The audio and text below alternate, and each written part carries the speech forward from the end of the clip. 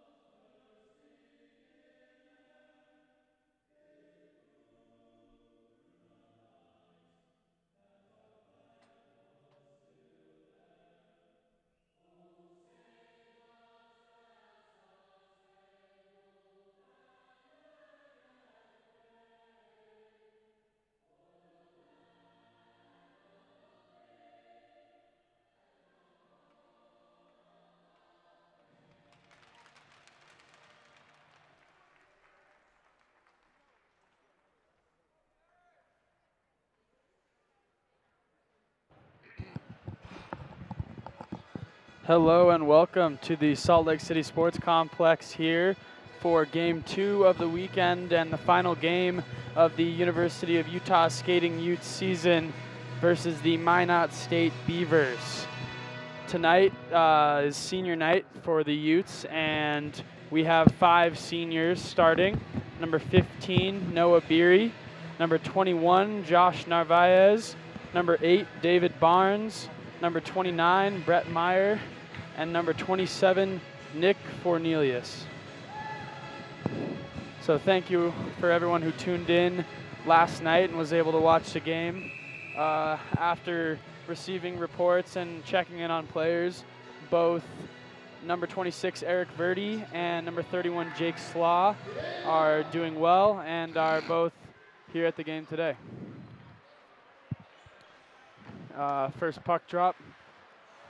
Minot State controls in their own zone.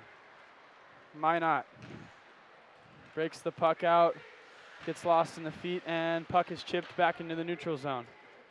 Number 88, Newfield, across. The Beavers regroup, move the puck back. The puck is chipped deep, but is not touched, and it will go for the first icing and the first face-off of the game. Big game here for the Utes on senior night. Hopefully they can regroup and get the dub here for the last game of the season here. Absolutely, and a lot of energy in the locker room. A lot of guys wanting to play. You know, last 4 to 5 players they're playing their last games in a Utah uniform, and a lot of heart, a lot of emotion going into this game. And so we'll see how everything turns out as the puck comes back to number 67 for Minot State and is chipped out of the zone. Number 20, Owen Liebernight for the Utes with a back check. And the puck is sent behind the net where number 3, Stephen Paulo, is checked off the puck by number 2 for Minot, Matthew Flom. The puck moves down low and is back up, but Paulo is able to chip it out of the zone. Number 18, Killian, moves it over for number 59, Lipinski, who had 2 goals last night and his first goal this year, in fact, for the Minot State Beavers. The puck is sent back down, and starting goaltender for Minot tonight is number 1, Braden Efforts, whereas last night you saw number 39, Joshua Bukowski in net. So a new facing goal for Minot State, and maybe see the Utes capitalize on that early. Absolutely. They got to jump on that early, pepper them with pucks, and not let them get comfortable in the game. Number 8, David Barnes, gets it out to the neutral zone. Barnes, the leading penalty minutes for the University of Utah skating Utes all time with 352 minutes out tonight, and playing as tenacious as usual. Barnes is able to chip the puck out, but does not get out of the zone. Puck is chipped to number 12, Courier, who makes a nice play out to number 14, Zach Jerome, but he's sticked off the puck and is able to regain control. Minot is able to move it up the ice, and they break out of the zone. Number 78, Davis Sheldon, makes a nice play to move into the zone, and Minot begins the cycle. Minot moving forward, a nice drop pass. And Minot doing a lot of the same things that they were doing last night, trying to regain that low cycle, move it up to the point, and work that cross-ice point-to-point pass in order to get the far side scoring opportunity with guys driving to the net. So similar to what we saw last night, and Utah, you know, definitely after watching last night's film, has clearly picked up on that, because we haven't seen the dominant first 3 minutes that Minot had yesterday. No, they've had some possession, but they haven't got nearly as much to the net, and the Utes have done a much better job of breaking the puck out and getting some possession in the offensive zone. Absolutely. Face-off in the Utes zone. Number 30, Patrick Casper, starting in net tonight for the Utes' final game of the season here at the Salt Lake City Sports Complex. The puck is won out to the point for number 8, Foreman from Minot, but it careens off the sidewall and is brought down behind the net for Minot State. Minot moves it back up to number 8, Foreman, who moves it across to 51, Bolifer, who gets a shot, but it's wide, and the puck is battled for on this half wall. Both teams trying to make an impact here early, trying to get the legs going, get the speed going. Obviously, last night a very physical game, so you know, it's a lot of sore bodies, a lot of guys, you know, having to regroup after such a tough game yesterday. Oh, and Utah with their first scoring opportunity of the game, number 20, Owen Liebernight, who scored the only goal for the Utes last night with another chance. And Liebernight remains hard on the forecheck. Number 13, Light, forechecks again, but 51, Bolifer for Minot State is able to make an elusive move behind the net, but it's turned over for number 15, Beery for the Utes, who has it in the corner. It moves to Light. Light with a pass to the middle. Doesn't connect, and Minot breaks it out, but it goes all the way down for Patrick Casper for his first play of the game, and Casper makes a nice pass to the corner. Minot with a shot. Casper directs it wide, and number 67, Rhett Lowe, is able to control and move the puck up high. Minot regaining the cycle. A pass to the front doesn't make it, and number 13, Wyatt Light for the Utes, is able to skate out with speed, chips it deep into the zone for a line change as Minot looks for the quick up pass, and they tip it into the zone. Number 8, David Barnes, comes around the net with speed, and the puck is turned over for a Minot opportunity, and Lipinski with a shot, but Casper able to move over and make the save. Number 17, Gino Bastone with a turnover in the middle, and Minot, number 61, Seschuk, who is the Minot leading scorer with 30 points in 32 games this season, is able to chip the puck back in. The puck works its way back out to the neutral zone, where it is moved back into the University of Utah zone and moves to the corner. Both teams battling in the corner, and the puck comes out to number 8, David Barnes. The pass is made to number 12, Zach Courier, but he's checked off the puck, and number 27, Nick Fornelius, who's skating in his first game this semester, is able to get on the forecheck. The puck moves into the Ute zone with a shot from Minot. And Patrick Casper coming up strong here early with 3 saves here in the first 6 minutes. Yeah, good start for Patrick Casper. I know he got put in late in that game, and it didn't go his way, so it's good for him to get tested early, get comfortable, and settle in this game. And Casper, a goalie who's very, very strong when he's mentally there. And obviously, you know, a lot of games this season, you know, both teams play a lot of games, and when you're getting tired and you're the starting goaltender, it's a little tough to stay super consistent. So, you know, you see Slaw getting the start last night, Casper coming in, making a nice recovery for the Utes, and playing well so far tonight. The puck chips out to the neutral zone where number 5, Caden Hauser, turns it over, and the Minot State Beavers move into the offensive zone. Number 78, Davis Sheldon, is able to chip it down low, and the puck moves to the front but is not able to get to the net. Number 21, Josh Narvaez, goes toward the corner, picks up the puck, wins the battle, and is able to chip the puck out to the neutral zone. Number 8, Blake Foreman, moves it to the middle, but a nice play by number 29, Meyer, to deflect a potential breakaway for the Beavers. Number 10, Reed Hunter, who ducks a check and battles toward the front of the net. Puck moves back into the Minot State zone where number 8, Blake Foreman, has time, and it looks like an offsides is called, and the face-off will be all the way in the other end. And a little aggression here early, right? Yeah, we're starting to see some of those tempers from last night come over and drag onto this game, so it'd be interesting to see how Utah handles themselves. And Utah, with its last game of the season, you know, nothing in a game like this, Kinger, you don't leave anything left in the tank, right? No, you have all summer to prepare for next year. A lot of guys, this could be their last game that they're ever going to play at a competitive level. So there's no reason to hold back. Might as well leave it all out there, and everybody wants to end on a win. Exactly, and Minot, who is still currently ranked number 6 in the country, will be headed to Dallas in a couple weeks for nationals, and hopefully, you know, wanting to go into Dallas with a win, and the Utes want to come out in the last game of the season with a win. So both teams playing hard, wanting to go into this last stretch on a high note. Number 18, Austin Tautfest for the Utes, breaks in, gets a good shot, and a rebound moves wide, and number 12, Blake Fournier, the captain of the Minot State Beavers, chips it into the Utah zone. Number 3, Stephen Paulo, moves it down, and it goes all the way around and down for an icing. So the Utes will remain out on the ice, and the Beavers will get a full line change for some fresh legs in the Utes offensive zone. Good start for both teams. I think Minot's just going to stick to their game plan. Want to see a little bit more pushback from the Utes here. Absolutely. And number 88, Newfield, chips it down into the Utes zone where number 30, Patrick Casper, is able to stop it behind the net. The puck moves to the corner and back to the point and back down to the corner. Number 3, Stephen Paulo, knocks it out of the air with a good play, is able to win the stick battle and gets it deep into the Minot State zone.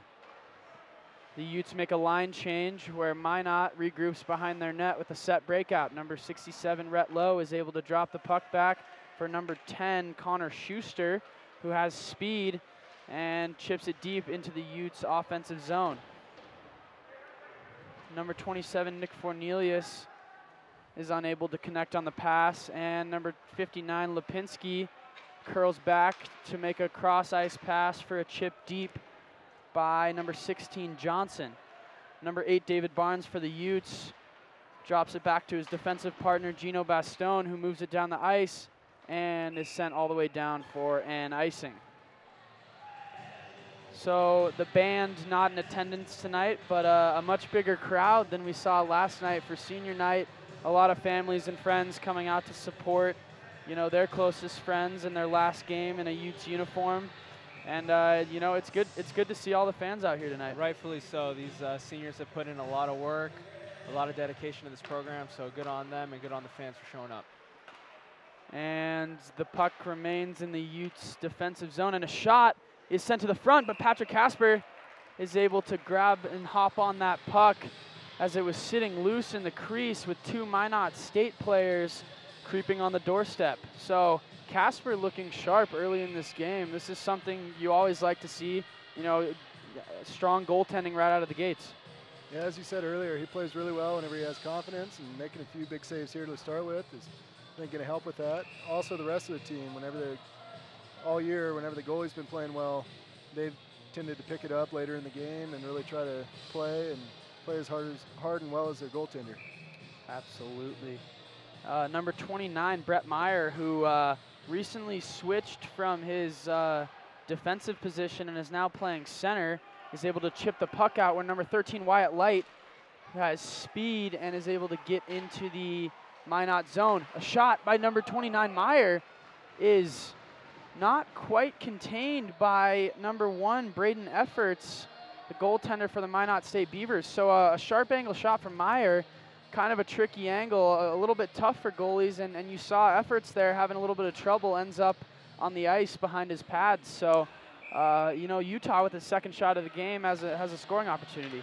Meyer wins it back for Narvaez, who is bodied, and the puck moves into the Utah zone, where a nice move is made by Newfield, and he is checked hard by number 21, Narvaez, and doesn't get a shot on net. The puck moves to the middle for number 13, Wyatt Light, who's able to get a shot, but it goes high over the net from a nice stick by number 51, Eric Bolifer. And if Utah is going to be successful in this game, this line needs to contribute and score tonight. You know, they got a lot of skill, a lot of speed. They need to start generating some chances and getting some momentum going. The face-off is to the left of goalie Braden Efforts, and the Minot State Beavers break it out of the zone, where it's chipped to the center, and a nice pass made to the middle, but not corralled by number 93, Navrat. The puck behind the net, a nice pass made to the front, and a rainbow shot that makes its way over the net causes a scramble in front, but the puck is regained by Minot State. Puck's chipped deep, and number 8, David Barnes, is able to corral for the Utes and move his way up the ice. Barnes, avoiding a almost catastrophic collision there, falls to his knees and is unable to get a shot. Number 15, Beery, lays a check, but the puck works its way to number 11, Metcalf from Minot, and he's able to make a nice pass and a shot. A little give and go, and Minot State has their first goal of the night, and number 11, Justin Metcalf, is able to have a one-timer in the slot, and it sneaks by the blocker side of Patrick Casper. Utah puck watching a little bit on that back check, leaving that high slot wide open. Nothing Patty Casper could do there. However, a nice play by Minot, breaking into the zone, letting the center lane drive, making a nice pass to the backside, and then going to the right spot, going to that goal-scoring area in the slot, and Justin Metcalf has his first goal of the game. Number 14, Zach Jerome, moves it to number 27, Nick Fornelius, who lets a weak angle shot, and Braden Efforts makes the save. Now, that being said, on that goal, Utah's got to come out, and as we said earlier, they got to start getting some pucks on net and really testing him out. You know, they got to get bodies in front as well and really force them to move in front of screens. And number 44 for Minot State, Kent Walchuk, who I don't believe was in the lineup last night, getting an opportunity tonight, and the Beavers go off sides. So a face-off outside of the Ute zone by the University of Utah bench that looks a little short tonight. I think the Utes only dressed 17 players due to 7 or 8 guys being injured as of right now, including the 3 of us. So it's been it's been a rough season here. But the puck moves back out, and the Beavers are able to regroup in their own zone. 88 Newfield picks it up behind his net, and the set breakout ensues for the Minot State Beavers, and is turned over to number 21, Josh Narvaez, but is turned back over, and Minot is able to break into the Ute zone. Number 67, Rhett Lowe, is able to move it and is given back to Lowe behind the goal line. Lowe with a nice fake pass to the front, and the puck is moved to the point. Number 21, Narvaez, with some time, and the puck is chipped out, but is turned over for number 2, Flom, who's able to get a shot, but it's blocked, and number 14, Zach Jerome, breaks it out of the zone. Jerome chips deep, and the forecheck ensues from number 27, Nick Fornelius, who lays a hit, and the puck is behind the Minot State Beavers goal. Number 68, Robertson, makes a nice pass to the middle, and the puck is chipped deep into the Ute zone. Patrick Casper corrals, and Dave Barnes has time to set up behind his net. Barnes makes a nice pass deep for Meyer, who chips it into the zone, and a bounce off the back boards is moved by number 59, Lipinski, who moves it up, but can't connect on the pass, and Dave Barnes is able to corral in his own zone. Barnes makes a pass up to Light. Light chips it across, but it's turned over, and the Minot State Beavers break into the Utes defensive zone. The puck moved up to the point for Lipinski. Lipinski makes a nice elusive move at the point and passes it across. Minot working the perimeter now as Lipinski has another opportunity, and the puck moves down low. Number 20, Owen Liebernight, is unable to clear the zone, and the Beavers have an opportunity for a down low 2-on-1. The pass is moved to the front, and a backdoor opportunity and some nice stick handling, but unable to convert was number 61, Shane Sheschuk, the leading scorer for the Beavers, and the Utes are in desperation attempt to clear the zone. The puck moves its way out for number 61, Sheschuk, who moves it back into the Utes zone, and a shot that goes wide is corralled by Dave Barnes, who's able to move it up for a potential breakaway, but is unable to connect with Austin Tautfest. Tautfest behind the net, and Tautfest, very strong on his skates, is able to continue to maintain possession of that puck until it's moved out, and number 93 for Minot breaks it into the zone, and a shot for Minot is stopped by Patrick Casper for his 7th save of the game, and number 15 Beery is able to move it up. Stephen Paulo breaks it into the Minot zone, and Paulo is stick checked by number 8 Blake Foreman. Foreman moves it up but can't clear. So the two teams battle on the half wall, and the puck is chipped to the blue line and out, and Beery is able to dump back in for the Utes to make a line change. So 4 new players coming on for Utah, and Minot is able to break it out of the zone. The Beavers break into the Utes defensive zone, and a pass is stopped and tipped, but makes its way across, and Justin Metcalf, who scored the goal, made the pass for number 78, Davis Sheldon, who has his first goal of the game. And the Minot State Beavers have 2, and the University of Utah Utes still with 0. So 14 minutes into this game, and 6 minutes left in the period. Minot with the second goal. Yeah, you know, Utah's really got to get their legs on their before this thing gets out of hand. Yesterday they did a fantastic job clogging up the middle, blocking shots, and today it just doesn't seem like they got that step. So hopefully this first line can generate a couple scoring chances and get them back going on their game plan. And you see Minot maybe adjusting a little bit, unable to get into that middle area earlier in the game yesterday, but now you're seeing a different type of break-in when they're breaking into the zone. Not as much of a center lane drive, more so the backside winger driving to the net, opening up the middle. So Minot with another scoring chance and saved by Patrick Casper. Yeah, 2 similar plays there where the guy they ended up scoring was wide open in the slot and wasn't picked up on the back check. So Utah needs to adjust a little bit, make sure that everybody has a guy and nobody gets away from him. And this game is still very early, and the Utes, you know, tons of time. A lot of energy, a lot of emotion, a lot of, a big night on senior night. So the Utes have plenty of time here.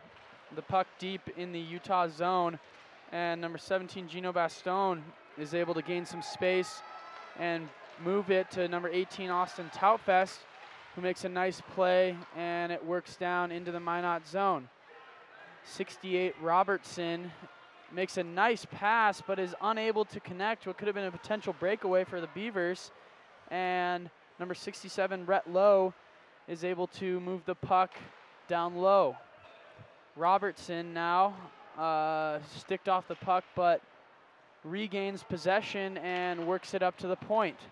A shot and blocked by number 15, Beery, who clears the zone, makes the hit, and the puck is corralled by Utah.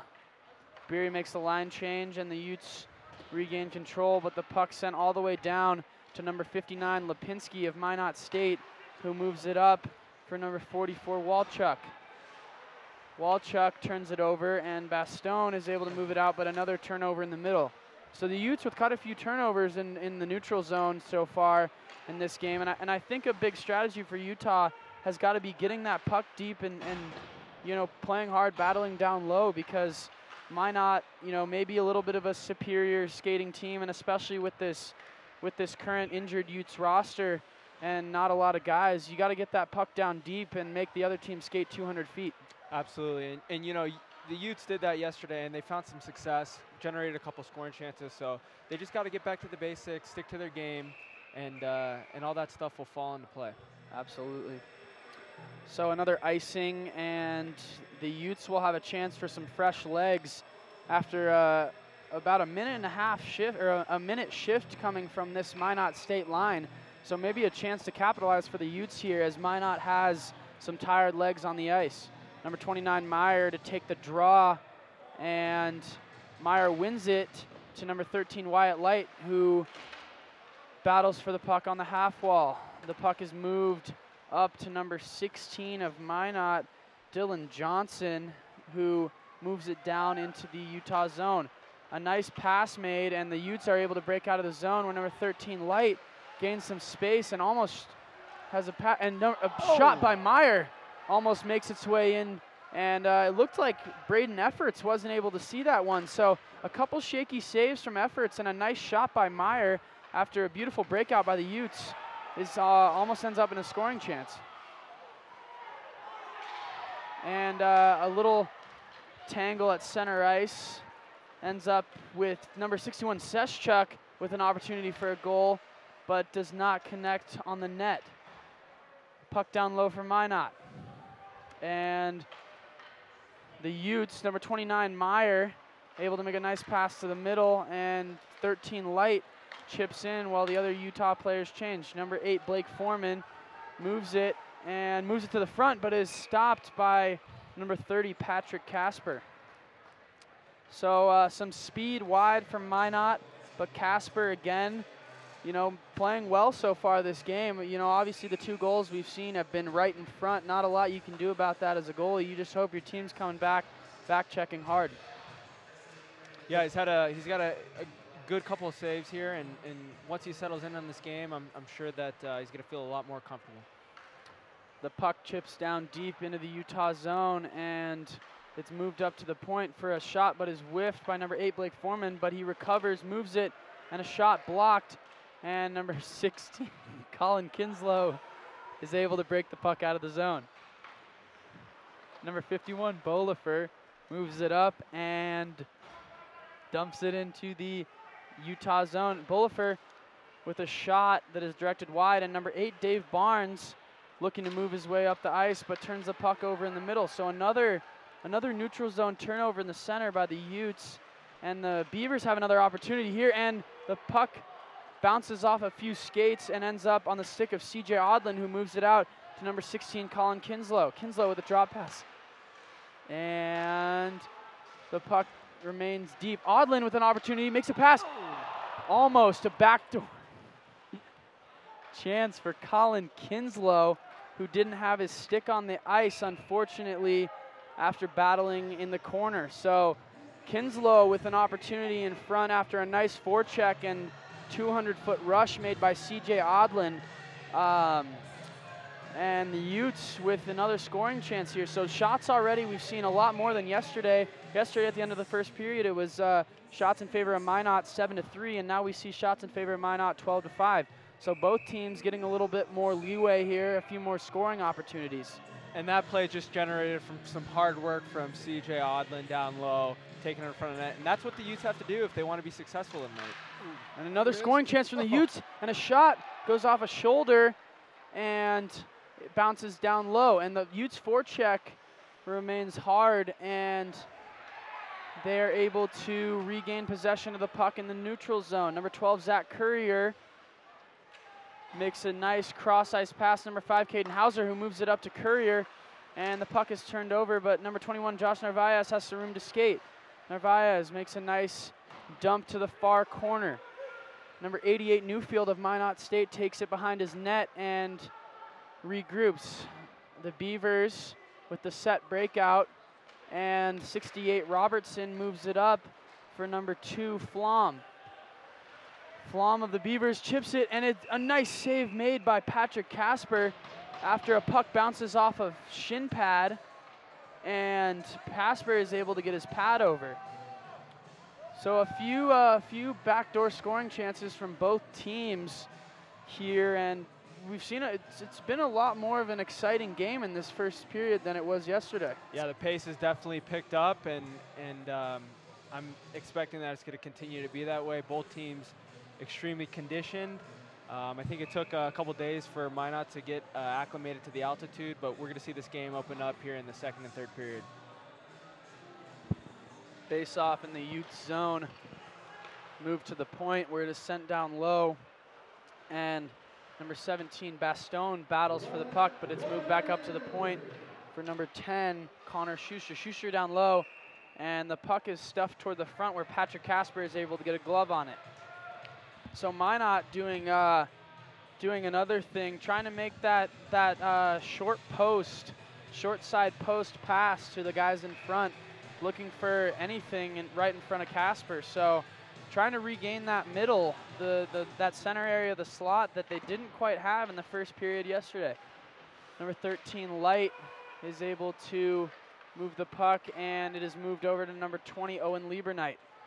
Liebernight is checked off the puck, and the puck bounces off the sideboards and chipped in, and Minot is unable to gain possession because of a nice play by number 8, Dave Barnes. Barnes moves it up, and number 20, Owen Liebernight, chips it into the Beavers zone. Number 88, Newfield, goes back and is hit hard by Owen Liebernight in the corner, and Newfield stays down, and Owen Liebernight skates to the bench. It looked like a clean hit. It seemed as though number 88, Grayson Newfield, kind of lost his balance there going into the corner, and Liebernight finished his check. So that's just a hockey play. I think Newfield kind of lost his footing, as you mentioned, and when a guy's going in 100 miles an hour like Liebernight's doing, the last thing he's thinking about is stopping. And Newfield, showing some anger, breaks his stick on the glass, and Utah trainer Eric Cloud heads over to take care and tend to the injury of Grayson Newfield. So the first real physical play we've seen in this game, and we expected after yesterday that something like this might happen. And you know, you saw the hit yesterday on Eric Verdi, very clean hit. Unfortunately, Verdi was taken off and was sent to the hospital, but thankfully he's back and okay and here tonight. But we saw again another clean play ends up in an injury, and you know, hockey's a rough game. So yeah, that's just, like I said, that's just a hockey play. You know, a couple of the injuries last night, those are hockey plays as well. But keep in mind, you know, both these teams have bad blood. It's starting to brew into a real good rivalry here, and this thing is far from being over. Absolutely, and the face-off, due to the clear by Minot, will be outside of the Beavers zone, where number 15, Noah Beery, faces off against number 37, Gejos, and Gejos is kicked out of the face-off circle. And we've seen that a few times, 3 times now from Minot State, getting kicked out of the face-off circle, so trying to win their draws early. But Utah maintains the forecheck and is able to move to the front, where a nice play is made by Efforts, and a penalty is called on Minot State. At the very end of the period, too. So. Very end of the period. So No time left on the clock, a penalty on Minot, and both teams will head to the locker room. The Utes will have we will wait for the call. It seems as though there's a little bit of time left on the clock, but definitely a Minot State penalty here drawn on Noah Beery. So number 15 Beery going down hard in front of the Beavers net. So Minot State called for hooking, and they're going to add 3 seconds here too. So 3 seconds left on the clock, and let's see who's going to serve this penalty for Minot.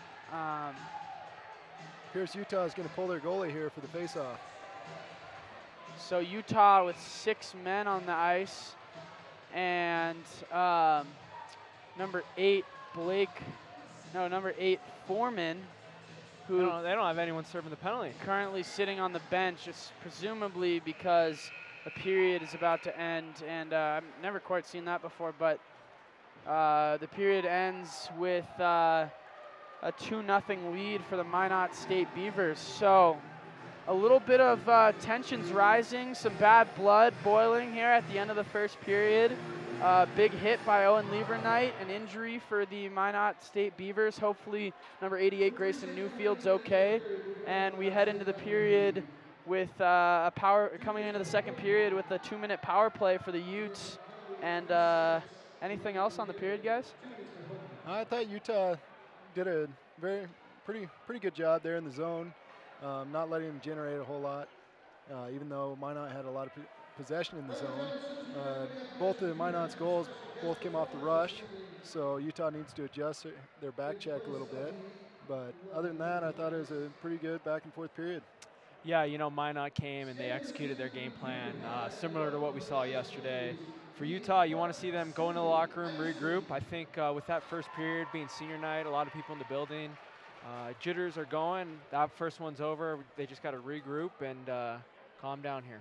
All right, well, we will see you at the beginning of the second period here at the Salt Lake City Sports Complex. Thank you for tuning in.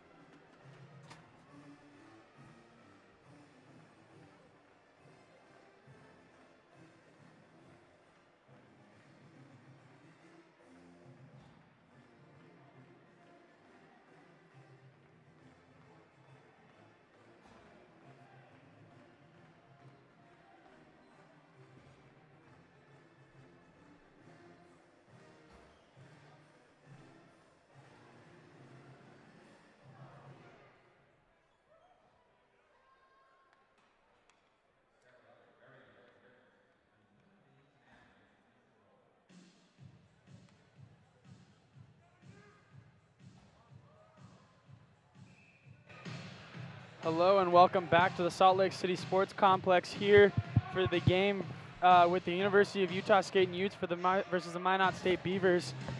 And the Utes down 2-0 here, and a little jarring going on at the beginning of the second with Owen Liebernight, who laid a big hit at the end of the first period on Grayson Newfield. So here we are, and the puck is moved up on the power play for Brett Meyer, who moves it across from number 14, Zach Jerome. And the Utes go off sides. So first stoppage of play here in the second period. What should we look to see here from both teams? Starting strong, new period, fresh ice. Yeah, for Minot, you just want to kill this and go back to work. If you're Utah Skating Utes, you really want to generate some momentum, especially after that first period. I know the boys want to get going here. So look for a big power play here for the Utes, and look for Minot to just continue pushing the pace. So that forecheck, the penalty kill forecheck from Minot remains the same as they send one hard on the Utes, and number 29, Brett Meyer, breaks it out of the zone and works his way cleanly into the Minot zone, but another offsides by the Utes and another face-off. So 1:17 left on the power play for Utah. Shots are 13-5 in favor of Minot State. And, a slow start to the second period, but Utah on the power play, a big opportunity to capitalize. The puck bounces back for number 59, Lipinski, who skates into the Utah zone and chips it to the middle, but is stopped up by number 3, Stephen Paulo, who loses his stick in the chaos. Number 13, Wyatt Light, moves it into the zone for the Utes. Light works wide, moves it around, and Paulo skates, wins the race, and moves it back down to Light. Light with some time and a forecheck behind, and Paulo regains possession of the puck at the point. Puck moves to number 29, Brett Meyer. Meyer with a shot, it's blocked and goes high. Another shot block for number 37, Dylan Gajos, who has had a couple shot blocks tonight, and unfortunately the Utah power play not able to get going here early, but able to break into the offensive zone, get a little bit of setup, hopefully getting a shot here. And Minot's done a good job of just getting in lanes, making sure their goaltender sees everything, and they're going to continue to do that here. So puck down low, and hard forecheck by number 12, Zach Courier, and the puck is not able to get out from a nice stop at the blue line by number 8, David Barnes. Number 27, Nick Fornelius, moves to the middle, whiffs on the shot, the puck is loose, and Dave Barnes regains control. The Utes with a little bit of a surge here with 12 seconds left on the power play, but the puck is moved all the way down the ice where it is stopped by number 30, Patrick Casper. Number 17, Gino Bastone, behind the Utes net, works his way up, turns the puck over, but it's regained by number 27, Nick Fornelius. Fornelius moves the puck up and is not able to connect on the pass, and an icing is called. So tired legs on the ice now for Utah, unable to capitalize on that power play, and some fresh legs out there for the Minot State Beavers. So, changes in momentum. You have an opportunity for the Utes coming out of the gates here in the second period, unable to capitalize, and now the momentum shifts. Tired legs and icing, and Minot has an opportunity. Puck moves down low, and number 93, Navrat, is able to control. Puck is moved back up to the point for Schuster. 93, Navrat, behind the net, moves it to the front. It's loose, and a wide open shot. His second goal of the game, Justin Metcalf, who has had 3 points tonight. So Metcalf with a strong second game here in Utah, and the Utes find themselves down in a 3-0 hole. So strong shot that gets through and bounces wide, and the Utes not able to clear, and Metcalf on the back door with a wide open net pushes it to the back of the goal. So 3-0 Minot State Beavers here at the Salt Lake City Sports Complex. Minot moves it into the offensive zone. Number 21, Narvaez, chips it, and number 16, Colin Kinslow, gains possession, and it's chipped out of the zone for number 18, Austin Taufest, who reaches for the puck. and Minot is able to break it out of the zone. Number 93, Navrat, moves it to the middle, and the puck is moved out of the zone and is dumped back deep by Minot. Narvaez with some time, moves the puck up to number 16, Colin Kinslow, who turns it over in the Utes defensive zone, and then pass moved to the middle. Patrick Casper on his toes, ready for that, and the Utes able to get it out of the zone. Minot pushes it back in, and number 74, Joel Swedlow, who we haven't seen much of tonight, is able to move it down low into the Minot State zone. Number 16, Colin Kinslow, wins a battle, but the puck is lost and is given over for a one-timer, but a stick flies into the stands, and another one-timer is flubbed, and the Utes are able to break it out of the zone. Number 8, Blake Foreman, breaks it back into the Utes defensive zone. It's moved up and out by Narvaez, who moves it to number 29, Meyer. Meyer with some time and space. Meyer with a shot, but it's blocked by Foreman, and the Beavers able to break it into the offensive zone. Rhett Lowe moves it up to number 59, Lipinski, with a shot high, and it is saved by Patrick Casper. And Casper with a Minot State player in his eyes, you know, still able to track that puck. So Casper remains strong. 3 backdoor goals are right in front, and Minot's maintaining the system that we saw in the first period. Yeah, Utah got pinned in a little in their own zone there. You want to see them generate a little bit of energy and kind of get going here. It's not been the period that they've wanted so far. A nice play by Meyer to elude the defender and get out of the zone. Moves it to number 22, CJ Odlin, but the puck is blocked. And 13, Wyatt Light tries the toe drag, but the puck ends up on number 29, Brett Meyer's stick. Meyer moves it to the slot for a shot by Light off the post. And, you know, another opportunity. Light hit the bar yesterday. It just hasn't been going in so far. So we hope that luck changes a little bit and Wyatt Light's able to get a goal here in this game. Absolutely. We mentioned earlier or yesterday that he's a skill player. He's a sniper, and you know he's going to want that one back. Oh, and a nice save by Patrick Casper as Casper slides across.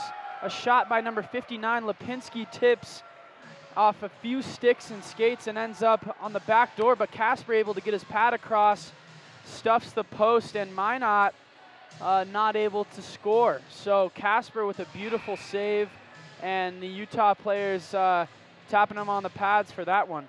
Yeah, although Casper's let in 3 here, they've all been, you know, big opportunities, big chances by Minot, and not necessarily his fault. So it's good to see that he's still playing with a little bit of confidence, and hopefully that one will kind of rein the team back in and get everybody going. Absolutely.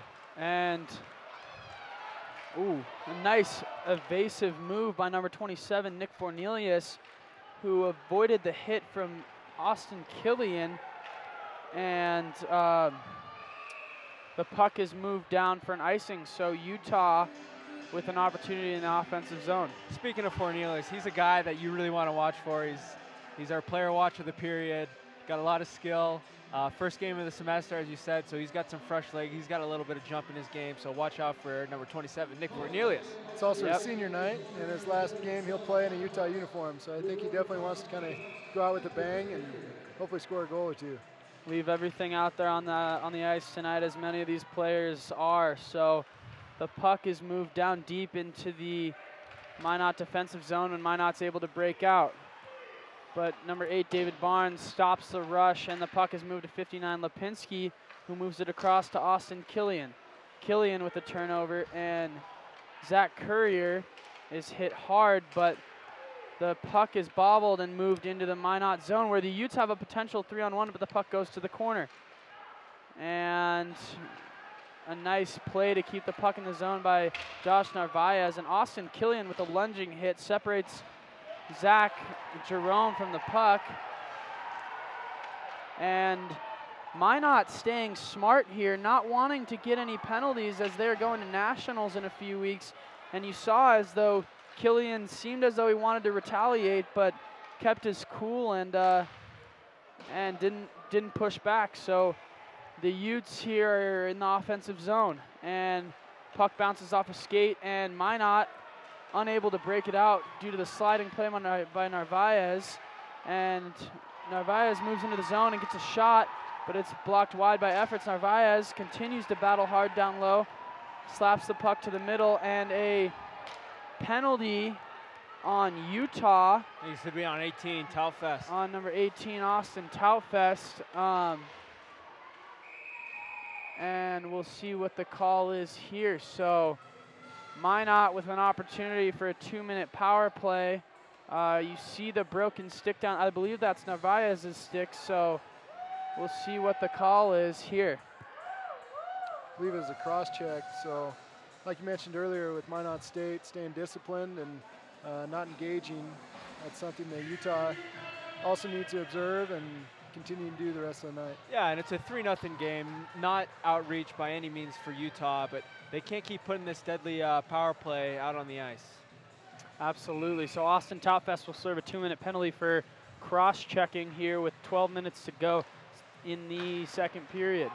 And a shot off the pad of Patrick Casper ends up in a rebound that is put home by number 61, Schuster. And that's 5 seconds into the power play. So quick draw win for a shot from the point, and it seems just like they would draw it up. Shot from the point, rebound, and 61 Schuster driving hard to the net, and that he maintains his status as the top point getter for the Minot State Beavers. So Utah now down by 4 here with a little over 12 minutes to go in the second period. Puck moves up to Owen Lieberknight, but is pushed back into the zone by Robertson. Number 2, Flom, moves it up to Robertson, and a big hit and a cross check, but a no call is made. And number 67 with some time for Minot, and unfortunately can't hit the net. Number 22, CJ Odlin, moves it up, where it is pushed forward by Owen Lieberknight, and Brett Meyer pursues. Meyer moves it to Light. Light is able to avoid some checks and moves it to the front, where there's a one-timer by Lieberknight, ends up in a shot for Barnes, but is sliding block in desperation, and Barnes moves it to the back door. Puck moves out of the zone, where it is unkempt by Steven Paulo. Paulo moves it back up to Barnes. Barnes moves it across, where Meyer is able to control, and Meyer whiffs on the shot, but is able to push the puck down low to Lieberknight. Lieberknight is unable to retain control of the puck, and the puck is chipped out for Minot as a race ensues. Number 17, Gino Bastone, gets back and is able to block a shot that came from number 44, Kent Walchuk. So Walchuk with his first attempt as a shot on net, and he has the puck on the half wall. Walchuk moves it down, and a puck is moved to the middle where Light has speed. Light coming out of the zone. Light with a shot goes wide. So Wyatt Light showing some of his speed there, but the Minot number 10, Schuster, able to get back and not allow Light a great opportunity. And Schuster makes a nice pass to the back door that is unable to be controlled by Fournier, and a big hit by Barnes on Fournier, and Barnes breaks it out of the zone and is hooked on the way out. So the Utes will be on the power play here as Barnes breaks it into the zone.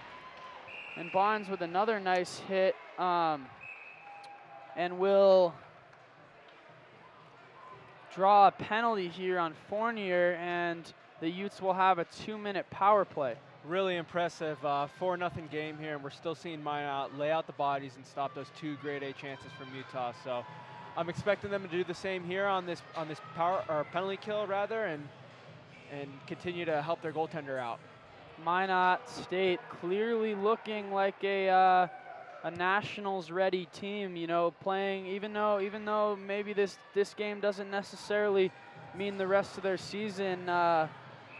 They're definitely playing like it, and you can tell, you know, sliding to block shots, putting their bodies on the line means a lot, and they can feed off the energy from that. So Utah, you know, got to maintain that same desperation. Although it's their last game of the season, you know, you want to end your career and your season on a winning note. So we'll see 4-0 game, not unreachable here with over 30 minutes left to go. The puck is won back, and number 59, Lipinski, moves it all the way down where Utah has their first breakout of this power play. Number 3, Stephen Paulo, moves it up, but it is forechecked hard and is moved back for number 29, Brett Meyer. Meyer moves it up the ice, and the puck hops over a stick, and Meyer moves back.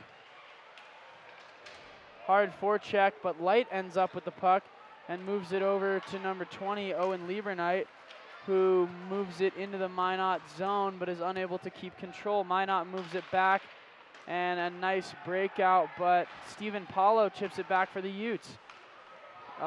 Zach Jerome makes a pass to number 13, Wyatt Light, and Stephen Paulo makes a nice pass to the back door, and another penalty here. MINOT seems to either interference or a slash. We'll see what the call is. And Utah will have their first 5-on-3 of the night. Big opportunity here for Utah to gain some momentum. So the call was slashing on Minot State, and number 18, Austin Killian, will serve 2 minutes in the box alongside his teammate Blake Fournier, who will serve another minute and 10 seconds. So Utah with a very big opportunity here halfway through the second period to make an impact and change momentum of this game.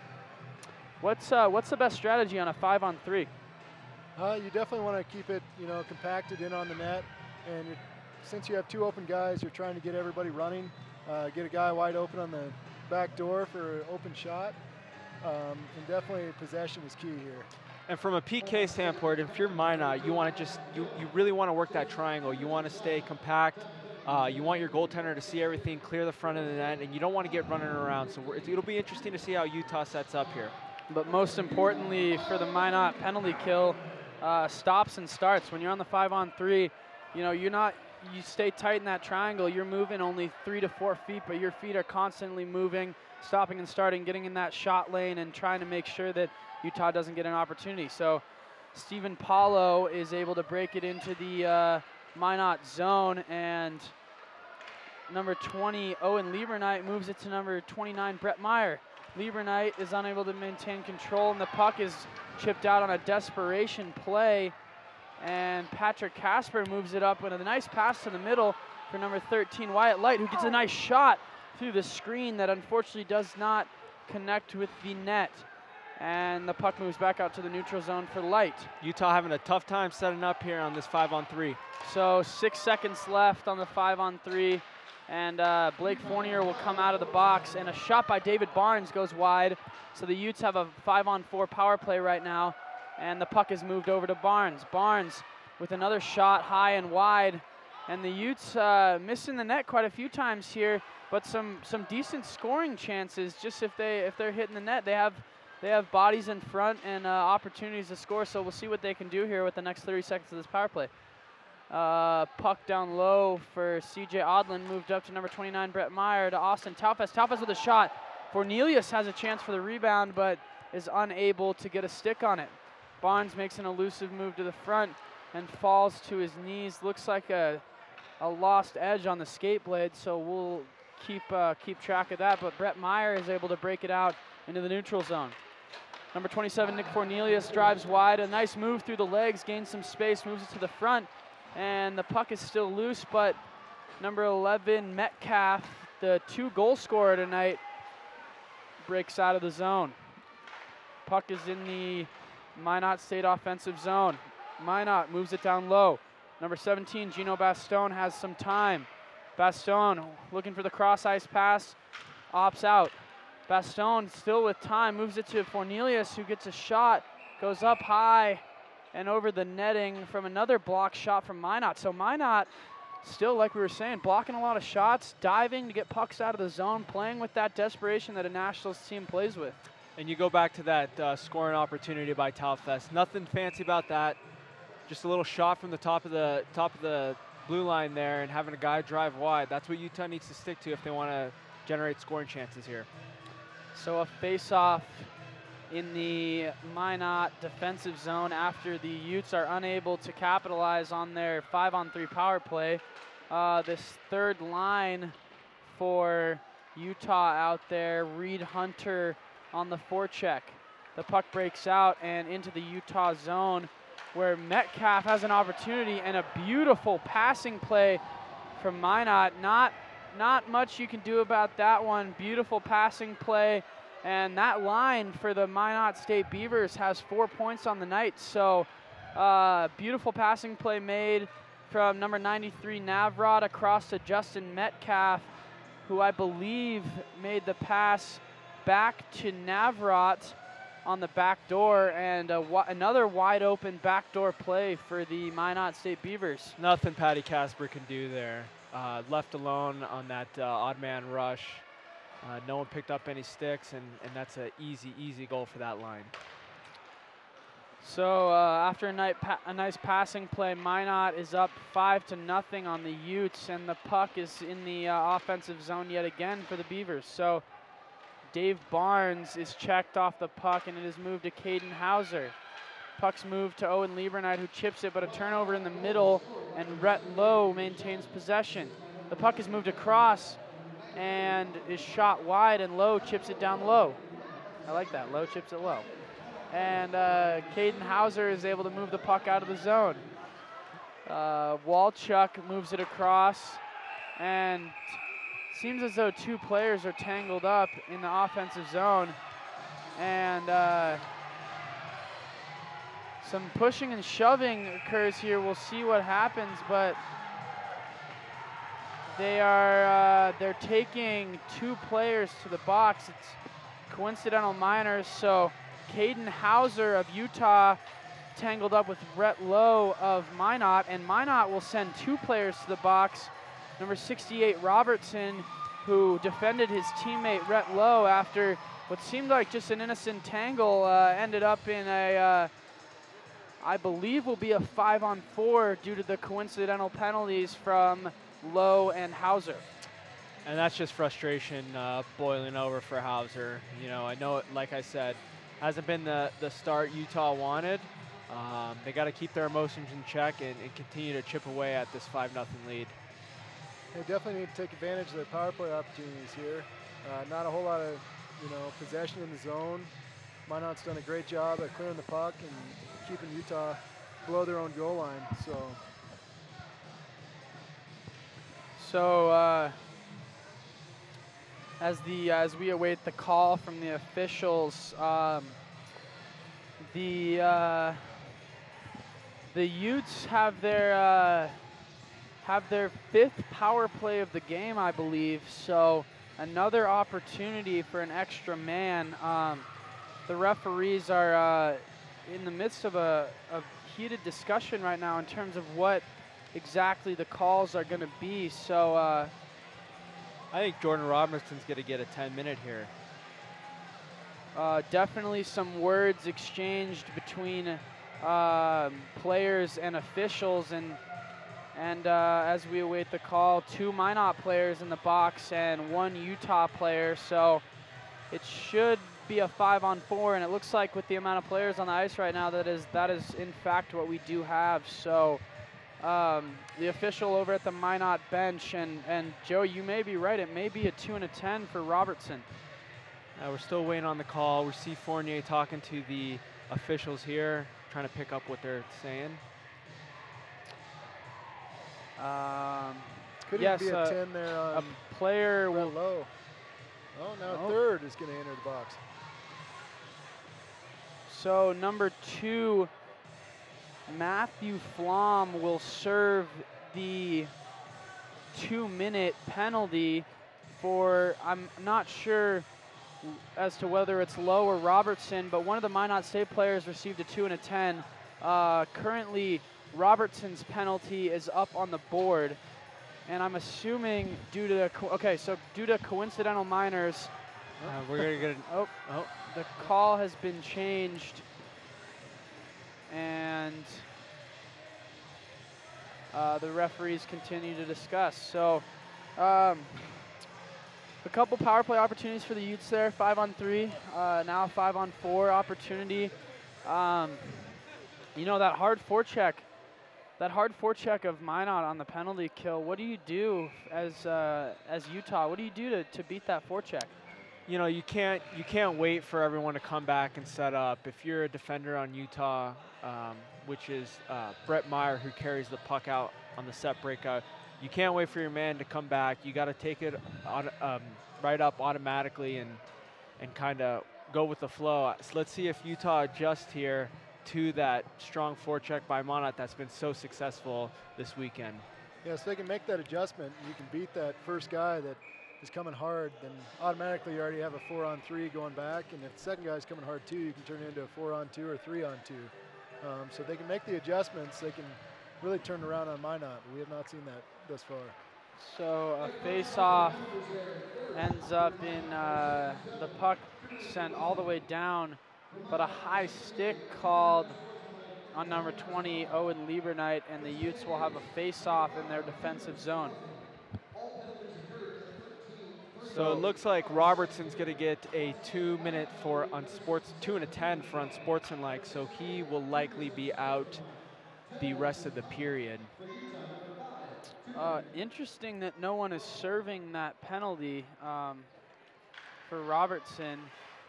But yeah, I don't know if they maybe made a mistake there and put Robertson's number on the board. Maybe Lowe is going to be the one that comes out, or I'm unsure.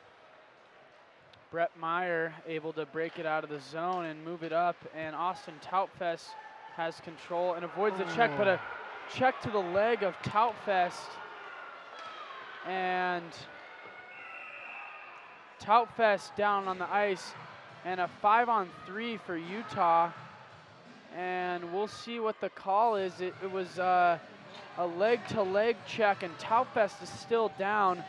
A very dangerous play, the hit made by number 37, Dylan Gedjos, who is now in the penalty box. So another opportunity for a 5-on-3 for the Skating Utes. And Tautfest struggling to get off the ice. That's a hit you don't like to see be thrown, especially with the player not moving like that and another player leading in with his knee. That's tough, but it's great to see Tautfest up on and skating to the bench on his own power. And a tough situation for a player when the puck goes up in the air like that. You know, everyone's looking for it, and when you see it land, you got to be the first one to watch out for the hit, because everyone's coming for the guy that's closest to the puck. So Tautfest, unfortunately, in the wrong spot, and he seems to be okay as he got up and skated onto the bench, and we'll see what the call is here. So the Utes, we're getting a little altercation here between the fans and the players, and you really hate to see that. And so an altercation between the MINOT State players in the penalty box and some Utah fans, and we have 3 players, so a little bit of a party in the penalty box here for MINOT State, and Utah will have a 5-on-3 power play, so we'll await the official call. So a knee is called as Tautfest is still being attended to on the bench, and Utah now has another 5-on-3, so look for that backdoor opportunity, moving the puck quickly, moving it for a backdoor chance. Real surprising that they only called a 2-minute there. I know that it's a dangerous play and it's a dangerous hit. I'm just surprised that that wasn't called a major based on the type of calls that they've been calling tonight.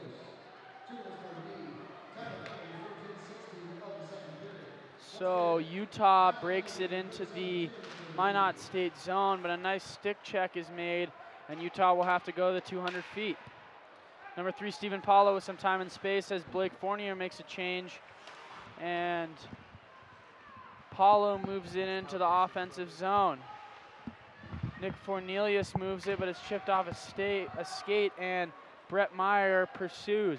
Meyer with the puck, and the Utes again struggling to get into the Minot State zone, even on a 5-on-3, so we'll see what happens here, but Utah finally able to break into the zone, and on a 5-on-3, you gotta have 2 guys on the puck, gotta have 1 guy supporting, so when Steven Paulo breaks that puck in, someone's gotta be right behind him, ready to pick the puck up if he loses it. Absolutely. Number 13, Wyatt Light, breaks into the zone when a drop pass is turned over and is sent down to David Barnes, who moves it immediately back up and into the Minot zone. But still, not a lot of success here on the power play. Utah still with a 5-on-3. Oh nope, 5-on-4. Rhett Lowe is released from the box, and Utah will have a power play for another 25 seconds.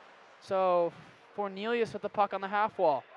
Fornelius moves it across with a nice pass to Barnes. Barnes, toe drag shot is blocked and is sent down the ice, and Meyer ensues. Meyer takes it behind his net.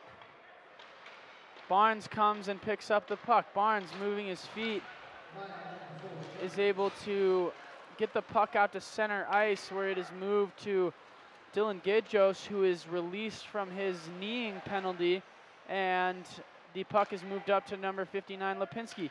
Lipinski, who has time, shoots, and it goes wide. Meyer moves it, and the puck is stopped by number 30, Patrick Casper. You just marvel the way that, you know, this Minot team plays shorthanded.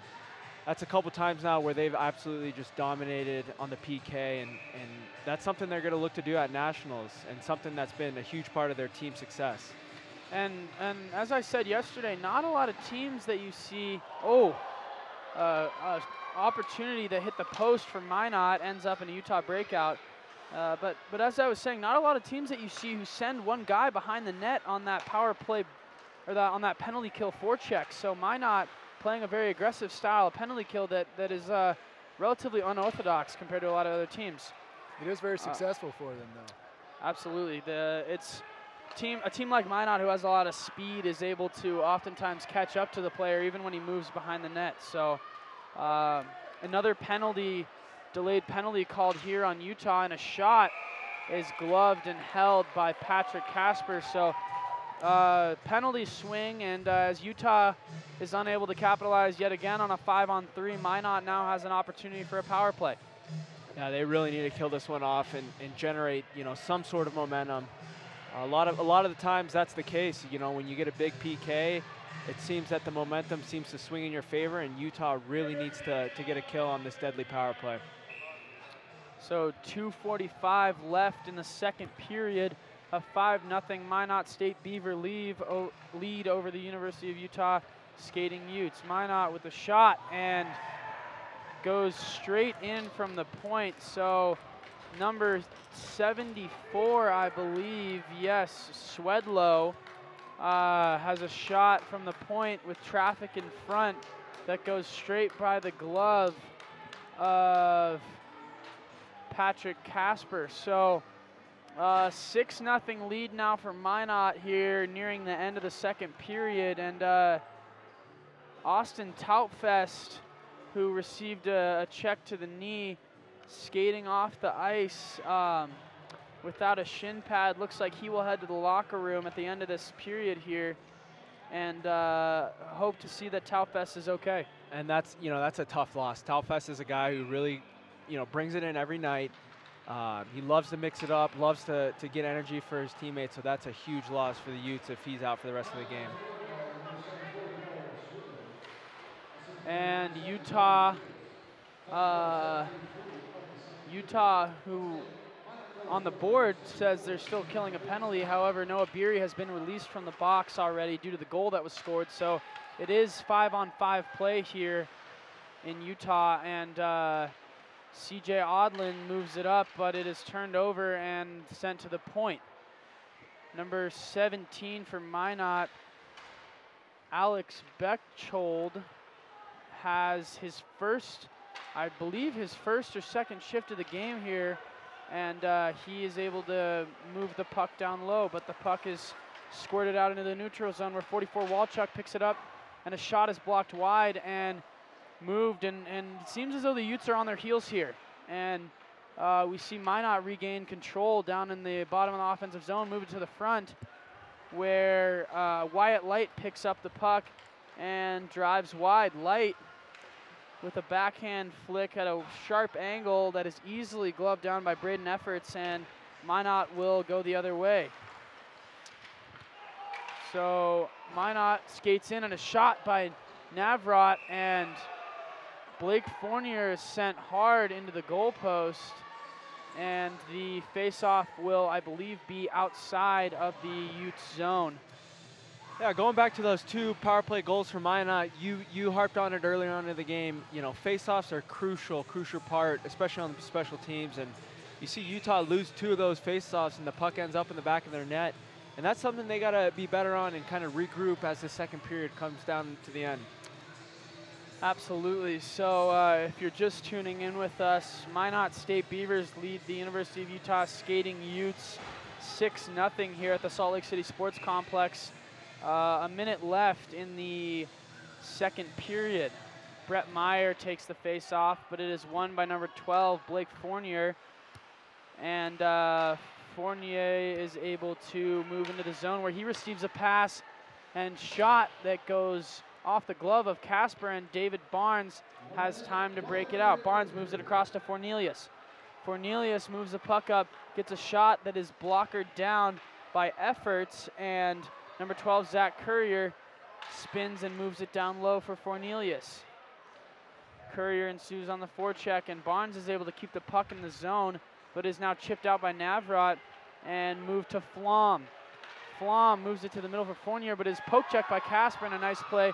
And the Utes have an opportunity for a 3-on-2, but a nice back check by Minot, and a poke check ends in the puck being sent down deep into the Minot zone. So Minot picks it up and moves it quickly down the ice, where it's picked up by Joel Swedlow, who just scored the most recent goal on a nice shot from the point.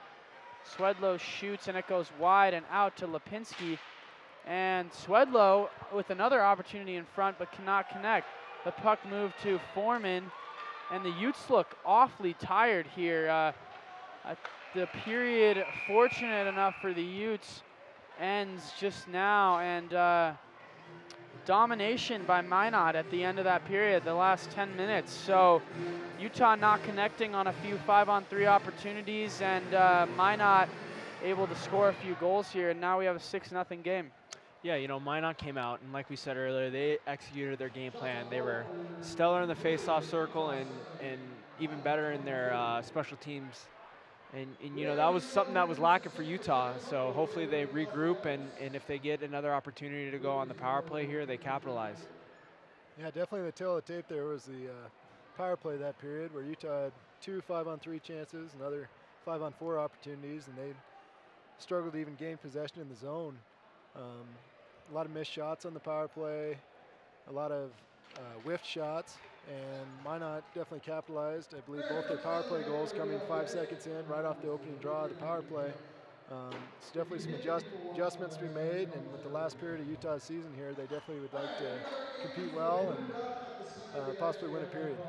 So Utah heading into the third period down 6 goals, and their last period of the season, as you said, Kinger, we should look to see the Utes coming out playing with heart, playing hard, playing like it's the last period of their season. So we will tune in with you in a few minutes here at the Salt Lake City Sports Complex for the University of Utah Skating Utes versus Minot State Beavers final game and senior night of the Utah season. Thank you.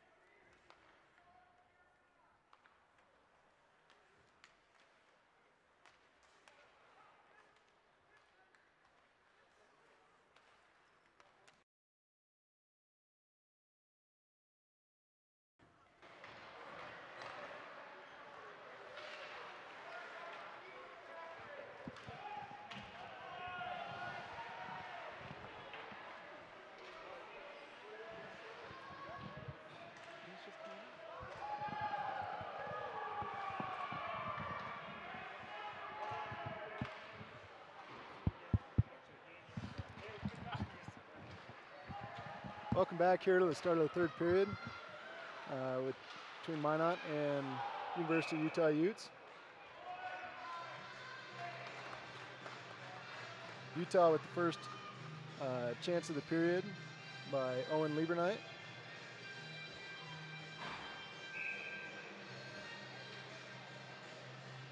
So the Utes starting here in the third period, their final period of the season.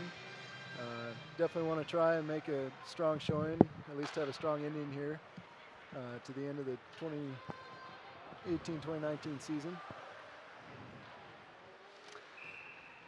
So a shot made by, saved by Patty Casper here at the end of the first minute of the third period. And sorry to be joining you a little bit late here, but from the Salt Lake City Sports Complex, we have the Minot State Beavers 6 and the University of Utah Skating Utes 0. Face-off one back in the Utes zone, and number 10, Reed Hunter, chips it up and out of the zone and out of play, and the Utes will have another face-off in their own zone. So a few players again out for the Utes. I don't know if you guys have already discussed this, but Zach Jerome out in the locker room with a head injury, and he's doing all right, undressed. And Austin Tautfest, as you saw earlier, that dangerous check to the knee, he's also finished for the rest of the game and the rest of the season. So whole summer to rest up for those guys, and the Utes will see if they can get something going here in the third period. You know, just play with pride, play hard, and set themselves up to see what they can do next year. Number 37, Gedjos, chips it down low, and number 61, Seshchuk, is battling behind the net. Number 12, Courier, battles at the boards with 59, Lipinski. Courier loses the battle, and the puck is chipped down low, where number 15, Beery, goes and makes a hit to separate the man from the puck, and number 22, CJ Odlin, ends up with the puck. Number 10, Reed Hunter, chips it down low, and Minot able to regroup, send it back in the zone. Number 93, Navrot, comes down and back into the zone, and he makes a pass to the front that doesn't connect, but 51, Bolifer, gets a shot, and no traffic in front. Patty Casper easily able to make that save. Bolifer with a shot again, blocked down, and the Minot State Beavers regain possession down low. Minot with a pass to front, and Andrew Urch is able to make his way out after a blocked shot where Caden Hauser ensues on the forecheck. Hauser with light pressure, not able to make a play on the puck, and Minot's able to break back into the Utah zone. Number 8, Blake Foreman, picks it up in a slap shot, glove down, going wide, yet a gorgeous Hollywood save from Patty Casper. Loves to flash the leather. Big character guy, huh? Yeah, it's good for him to bounce back, especially after the goals let in on the second period. I know he's peppered. He's got 30 shots on goal right now, and you know, Utah's got to watch out. Minot's going to not let up here, and they're going to continue to keep going and keep this momentum on to nationals. And Utah battling to get the puck out of the zone, but Minot able to keep it down low. Number 20, Owen Lieberknight, hit hard in the head, and look out. Look out. Yeah. But look out here. Look out here. Off. Look out here. Off. And Dave Barnes Still going. Still going, and another. And you know, that's the way Dave Barnes wants to go out. Definitely wants to add to his University of Utah career high penalty minutes. And number 12, Big Fournier, who made the hit. Oh, look out here. Look out. Another one. Another one. And another one going, and Owen Lieberknight and Blake Fournier. So we have 4 fights going on now. And number 10, Reed Hunter, comes off the bench, and Lieberknight chucking knucks. So Fournier and Lieberknight going at it still. And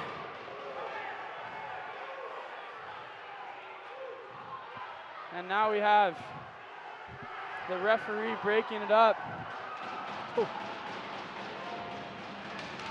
And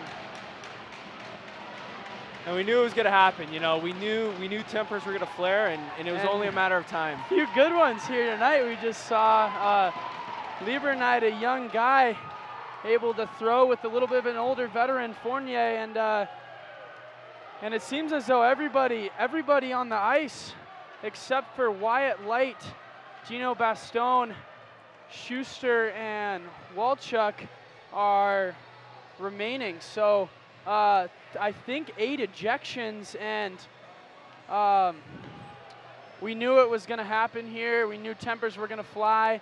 It happened last season with the Utes, the line clearing brawl, and the first time that's happened this season. So a lot of adrenaline, and it makes you want to be out there, defend your teammates, and crazy. You knew it was going to happen, and MINOT. Several of these players from MINOT will now, I believe, sit out the first game, including Captain Blake Fournier and two starting defensemen for MINOT will be sitting out for their first game in Nationals. And you know, credit to Fournier. You know, I'm pretty sure he took on Dave Barnes. Definitely has Barnes has the height advantage and the So Fournier, who made the initial hit on Lieberknight, was jostled up with Lieberknight, and the two ended up making their way across the ice, and a fight ensued. Oh, look at here! Watch out here! Watch out here on the box. And fans and players now going at it. You know, the officials got to start taking control of this game here.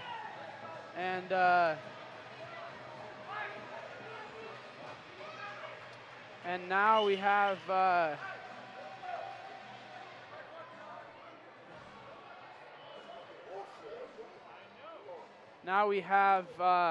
we'll have the official calls. Everything has seemed to settle down.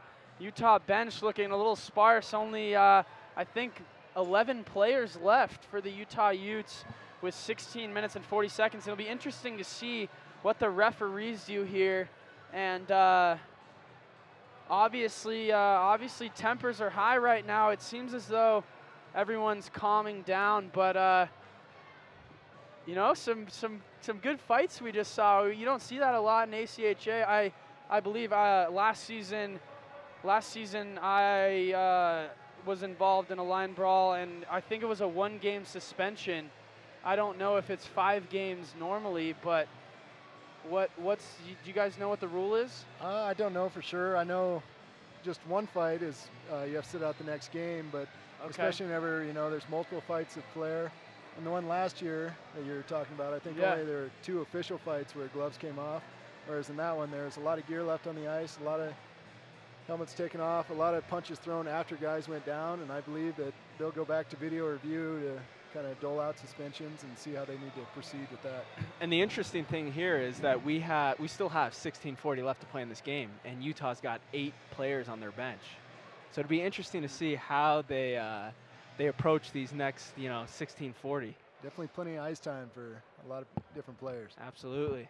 So you know, whether that's the end of the season that the Utes want to have, Dave Barnes, senior for Utah, remains done for the year, I believe, and done for his time at Utah. So big way to go out. Maybe not necessarily the way you want to go out. You know, normally you want the win, but definitely Barnes playing with pride, protecting his teammate. And it seems as though, earlier in the game, Lieberknight laid a big hit on number 44, or excuse me, number 88, Grayson Neufeld for Minot State, and Neufeld left the game. And you could see on that hit from Blake Fournier was straight to the head of Owen Lieberknight, and maybe, you know, some hurt feelings from Minot State, and you could tell throughout the game they were looking to come back at Lieberknight. Yeah, he's definitely been having a lot of words with opposing players on face-offs, and you could kind of almost see it coming. And there, I think that was kind of the final straw. They saw a hit that he could get away with, and tempers flared from there. Yeah, and always, you know, those hits to the head, never something you want to do as a player. You know, usually you like to get your revenge in a clean way, but sometimes emotions are high, and you just saw Captain Blake Fournier, and as a captain, you know, you want to be a leader, and if, you know, Fournier meant to go for the head, we're not sure, but a big hit like that, and Captain Fournier is suspended for his next game, absolutely, in Minot's first game in Nationals. So we'll see how that affects them moving forward, and we'll see the officials are talking to captains right now, and we should have a call here within the next couple minutes or so. But right now, Dylan Robertson still in the box, or excuse me, Jordan Robertson still in the box for the Minot State Beavers, and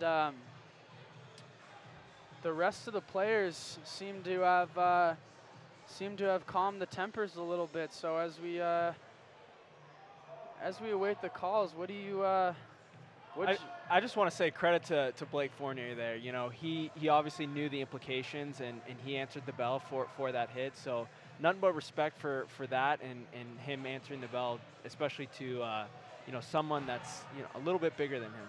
And here we see another player, number 13, Wyatt Light, sent off. So Utah now has 7 players on the bench and 2 on the ice. So Utah will play with 9 here with 16 minutes and 40 seconds left. It's a long time to have to, somebody has to double shift each shift. And yeah, unfortunately, the first line, the entire first line for the Utes is now in the locker room. So, you know, rough go for Utah here. We'll see the conditioning that we've seen throughout the season. We'll see how that goes, and a lot of players who don't normally get the opportunity here maybe getting a chance to show their abilities and show what they can do here with 16 and a half minutes left in the third period of this game. So we see the officials skating over the bench for Minot State, usually a good sign of telling the coaches what exactly the calls are. The suspensions normally come after the game, so we'll hear officially on that from the ACHA website here soon after the game. But wow, a lot of it was a good couple good fights there. Yeah. Yeah, real good. You know, from both teams, you know, exchanging huge blows, and obviously you don't want to see that. You don't want to see that, but for Utah, that's a little spark, and we're gonna have another ejection here. So number 10, Connor Schuster, heads to the locker room, and number 51, Eric Bolifer, heads to the penalty box. So as of right now, 2 Minot players in the penalty box. I believe the hit to the head from Blake Fournier may be a 5 in a game, and then especially with the fight afterwards. So we'll see what the exact call is, but now 5 players from each team sent to the locker room. And 51, Bolifer, exchanging his words with the official. He'll go to the locker room as well, and he gives the crowd a little salute here. It's crazy. 2 5s on the board for Minot. So crazy turn of events here. So somehow Utah is down. They'll be killing the penalty, it looks like. 2 majors on the board, and I think the initial hit by Fournier will just be a 2-minute. Might have to go down there and serve the penalty. Utah doesn't have enough guys. Yeah. Might be playing with 5 for the rest of the game. I guess fortunately they don't have to put anybody in the box until they want to, but if the penalties do expire, then they won't be allowed to put another player on the ice. And number 10, Reed Hunter, I believe, is one of the 5 minutes. Hunter, who was not on the ice for the actual start of the exchange, came onto the ice late as the 6th man and was immediately ejected. And he will definitely be a cause of one of those 5 minutes. So that's a hefty suspension. Yeah, that'll be reviewed by the league, and that'll be a hefty suspension that'll carry on to next season. Him being a junior. And the referees actually taking very good caution of that, were able to grab Hunter before he was able to make contact with any of the Minot State players. So Hunter was immediately escorted off the ice as the other fights ensued, because as the sixth man, very dangerous to come in and be the sixth guy, you know, coming in to take somebody's head off, right? Yeah, there's going to be an odd matchup there. But the only thing, I don't know if maybe he was coming on the ice. I know Casper is going to the bench. Okay. I didn't see, so I don't know if he was trying as a goalie, but I'm guessing that it'll be reviewed and they'll be able to tell his intentions fairly easily if he was going after a guy or if he was just changing for the goalie. Now we're getting word from the Utah bench. Their players are out by the tunnel, and we're just trying to calm everything down here. We got another Minot player going to the box. So Matthew Flom will serve what looks like a 2-minute penalty. 3 Utah players on the ice. And four Minot players, is that correct? Yeah. Should be, yes. It'll also be interesting to see how this plays out moving forward. If sometimes the fight kind of calms everything down, but other times it could escalate and there could be more still to come. And a 4-on-3 here, and we have two guys serving the penalty with 5 extra guys on in the Utah bench here. So something you don't see very often, short benches from both teams after a full line brawl here in Division I ACHA hockey. So Utah with killing a man down for 3 minutes here, and then it's going to be another 5 minutes. So the official calls are being made right now. And Minot maintains a power play. Number 16, Johnson, moves it down, back up to Johnson. Johnson with time and space, and a shot, and it's blocked down. Nice block by Stephen Paulo, who seems to be shaken up. Paulo regains his footing, and the puck moves up to Johnson again. Lipinski with a nice slap pass across the seam, but can't connect. The seam pass made again. Another block by Paulo, and the puck moves out of the zone. So Paulo with 2 beautiful blocks, and 15 minutes and 45 seconds left to play in this third period. Minot moving the puck around on the 4-on-3 power play. Minot moves it across, number 59 Lipinski to number 74 Swedlow. Swedlow to Lipinski. Lipinski loses his footing, and Fornelius is not able to gain control, and the puck is tipped. And a good save and block by Josh Narvaez and Patrick Casper. So Narvaez moving to the middle, and Swedlow with a shot that goes wide. Number 59 Lipinski regains possession of the puck and waits. 16 Johnson delays, moves it down low. Hit by Josh Narvaez, and the puck is down low where Nick Fornelius slaps it but cannot move it out. Dylan Johnson moves it across to Lipinski, who has time, gives a shot and a save by Patrick Casper.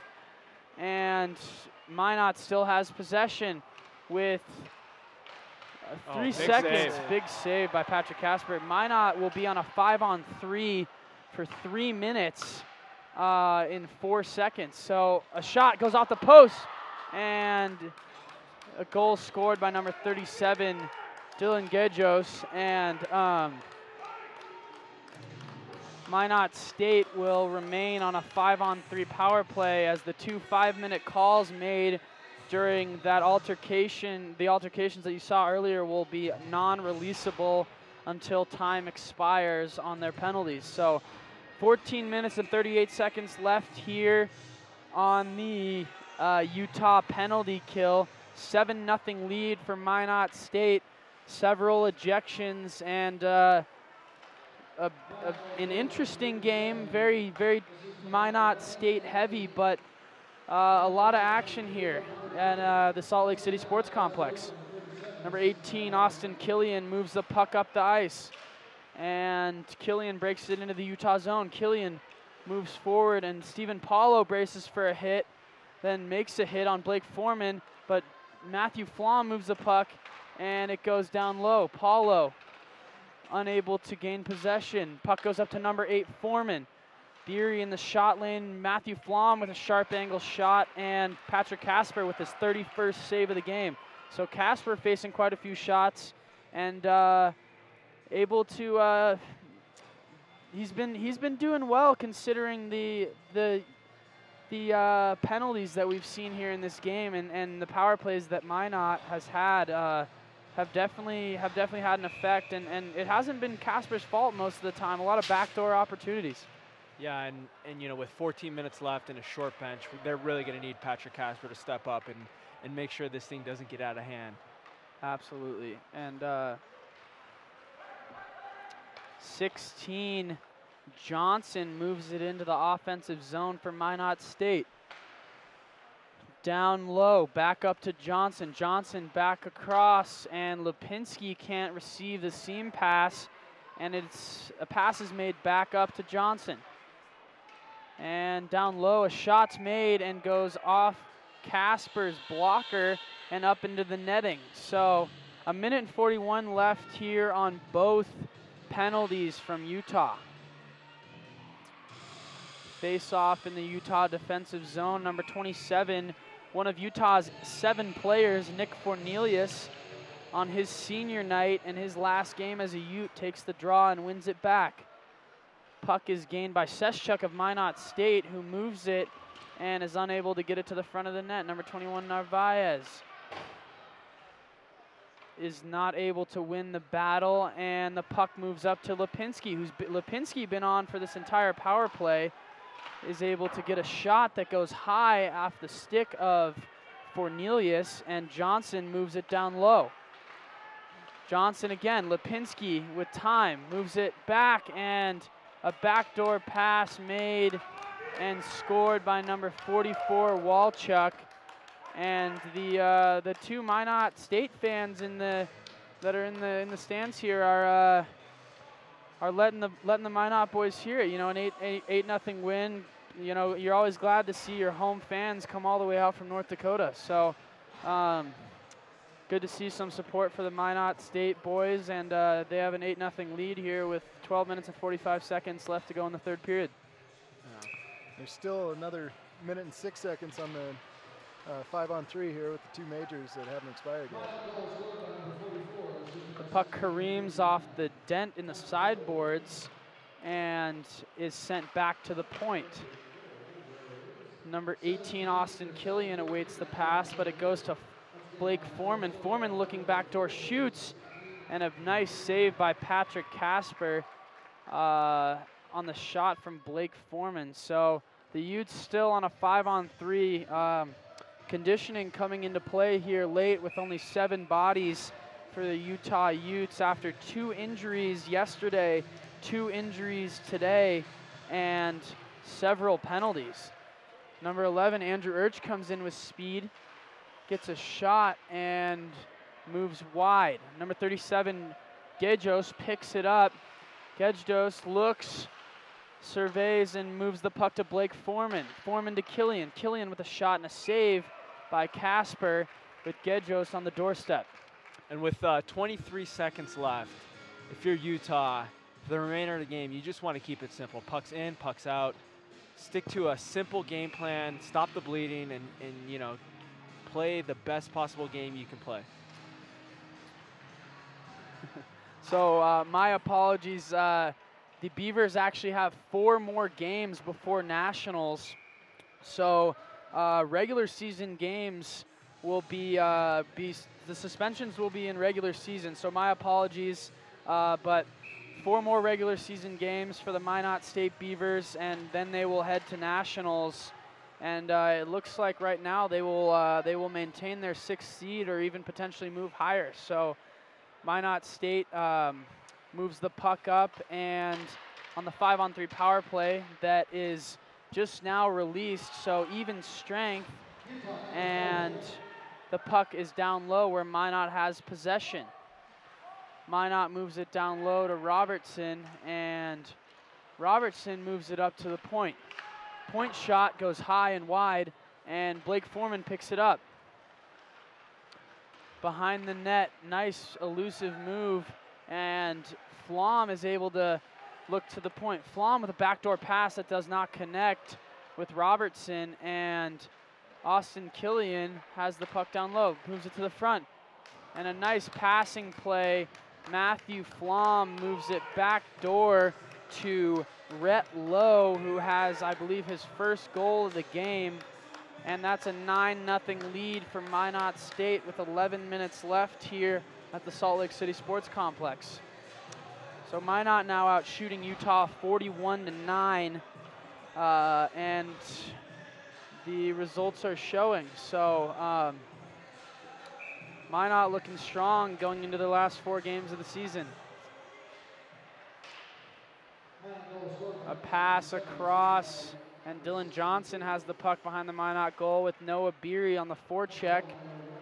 The Utes have Nick Fornelius, Noah Beery, and Andrew Urch at forward, but Lipinski skates it by all 3 of them, makes a nice move to the middle, and Patrick Casper grabs the puck.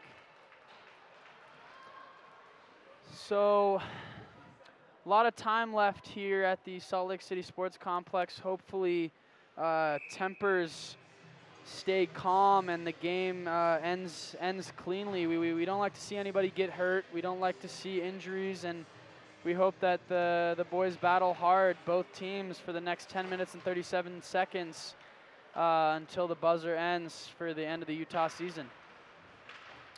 Puck's down low, and Caden Hauser shoots it down the ice, but goaltender Braden Efforts comes out, so the icing is canceled. Number 59, Lipinski, has the puck for Minot State, makes a nice play to Shake Courier, and has possession of the puck. Lipinski pushes it wide, and Lipinski, who's probably had 7 minutes of ice time here in the 3rd period, has played very well today, as well as yesterday when he had 2 goals. So definitely an impact player to watch for Minot State tonight and going forward. Yeah, he's been buzzing. He's critical on their power play, and very good skater, a lot of skill, and he's gonna look to increase his point total here with these 9:45 left in the game. And the score is 9-0 in favor of Minot State. Puck drawn back to Austin Killian, who regroups and is knocked down by Noah Beery. Beery, who's battling in the corner with Killian in his last game of the season, moves the puck, and a shot off the post by Fornelius. Fornelius tries a wraparound chance. Andrew Urch moves it to the front, but Efforts stops the opportunity to move to the front. So the Utes changing forces from their the current 3 to the only other 3 guys that are on the bench right now. And tired legs have got to be setting in here, so we'll see how this game ends here at the Salt Lake City Sports Complex. And Minot's not going away either. Minot wants to run the score up, and rightfully so. They want point night here, and they're getting it. Dylan Robertson moves it up and is able to get it into the Utah zone, where he picks it up again in the neutral zone. Number 8, Blake Foreman, is hit and separated from the puck, but moves it to the front. And number 18, Colin Kinslow, moves it out to number 5, Caden Hauser. Josh Narvaez takes a spill, and the puck is on the stick of Lipinski. Puck moved, nice stretch pass made, and a hit from CJ Odlin separates man from puck, and Nick Fornelius has the puck in the neutral zone. Fornelius with a shot, tipped, it goes high and wide and out of play.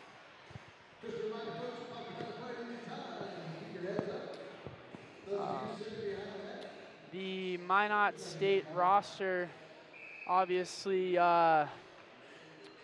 racking up a few points tonight. 9 goals for Minot here, and looking for more as there's 8.5 minutes left to go in this game. Stretch pass looking to be made from Johnson. Johnson moves it across, and a nice move made and a shot from Davis Sheldon goes off the pad of Patty Casper and wide, and now the puck moves back to Johnson. Dylan Johnson with time, moves the puck to Lipinski. Lipinski to Sheldon. Sheldon looks to the middle, and a nice play made to Navrat.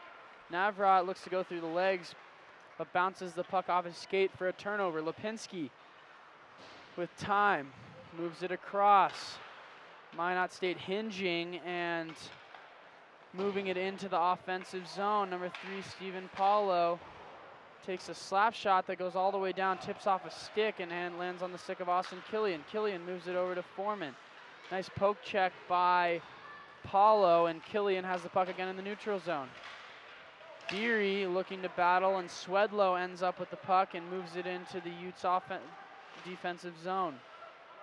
The puck in the corner and moves up to the point where it is knocked down and battled for by Baston. Baston wins the battle and makes a pass over to 16 Kinslow, who looks to battle in the corner with number 8, Reese Foreman. Foreman wins the battle and the puck moves out, and number 21 Narvaez passes it back where Andrew Urch wins the battle and brings it into the Minot zone. Minot with a pass, and Colin Kinslow with a shot, and bobbled by efforts, but Minot's able to get it out, and Patrick Casper corrals the puck for CJ Odlin, who's behind his net. Odlin taking his time, moves the puck to Kinslow. Kinslow moves it, nice saucer pass across to Narvaez. Narvaez with a shot that looked like it had eyes, but went a little bit wide, and Narvaez is able to regain the puck in the neutral zone.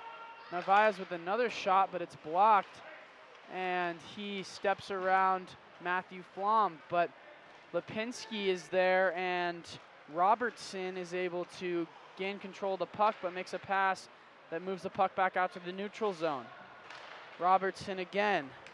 Jordan Robertson, who's been very effective tonight. You know, he's been on this broadcast a lot, has an opportunity to shot, but it's blocked by CJ Odlin, who selling out for his team with 6 minutes left here in the game. Number 27, Nick Fornelius, moves the puck, plays it to the center, and number 12, Zach Courier, has a shot that goes off of a body in front, and the Minot State Beavers are able to break the puck out. Number 44, Walchuk, moves the puck into the zone, gets a shot that is blocked, and a penalty on number 3, Stephen Paulo, for interference.